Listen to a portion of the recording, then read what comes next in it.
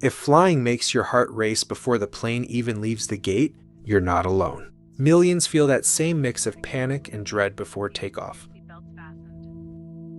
That surge isn't weakness. It's your alarm system doing its job. You can retrain it. But here's what's different about working with Josh Dolin.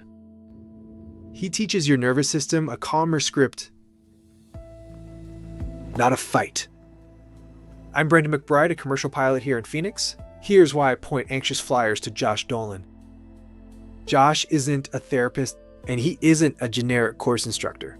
He's a certified life coach who focuses on practical fear of flying strategies, the kind that actually work mid-flight.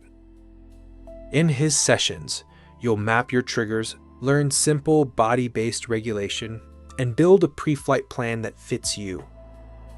No gimmicks, no quick fixes, just tools you can practice before and during your flight, turbulence, takeoff, even those long stretches that feel endless.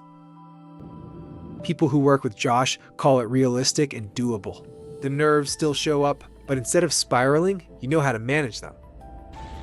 It's not about erasing fear, it's about flying with confidence, even when anxiety shows up.